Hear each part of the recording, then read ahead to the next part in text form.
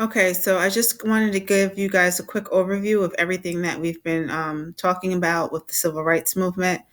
So, all of these events that we've been talking about, going back to Brown versus Board of Education with Linda Brown and her father filing that lawsuit, which ultimately ended segregated schools and led to the integration. So that means the mixing of races in schools.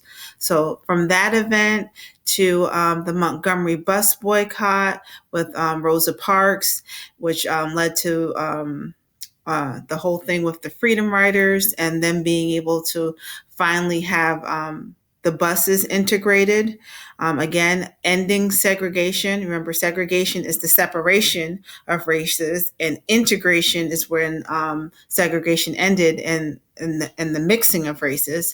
So we had those two famous landmark decisions that helped to integrate the United States. So with Brown versus Board of Ed, the Montgomery bus boycott, we later on had the March on Washington, where Martin Luther King would give his famous "I Have a Dream" speech.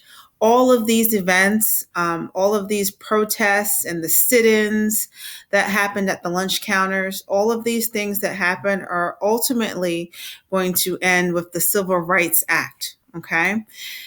This is why African Americans were fighting so hard. And remember, it wasn't just African Americans. We did also have some whites who were protesters, who were supporters of the movement, who wanted to see things better for the country.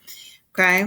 All of their actions, all of these protests ended with the Civil Rights Act of 1964.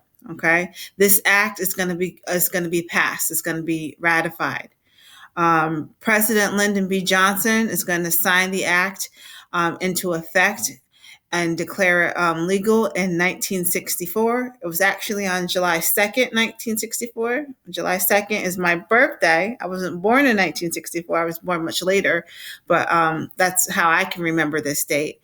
So what this act did is it said that there was no segregation in public places. So that means things could not be separated any longer.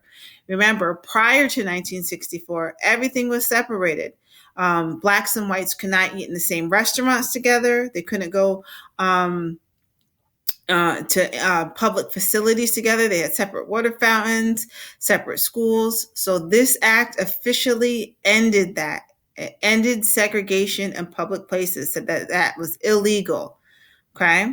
Also, there could be no discrimination in employment based on race, gender, or national origin. So gender means your sex, whether you're male or female. So you're not supposed to be discriminated against in employment by any of those factors.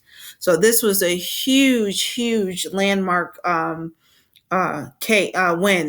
for African Americans and for the whole nation. Okay. So we had the 1964 Civil Rights Act passed. And then a year later, on August 6, 1965, President Lyndon B. Johnson will go on to sign the Voting Rights Act. So this means that no African American could be discriminated against or denied the right to vote, or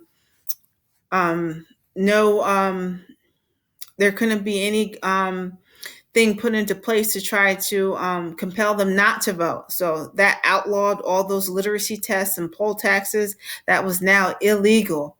So the whole civil rights movement, everything that African Americans had been working so hard for, ended up coming to fruition. Okay.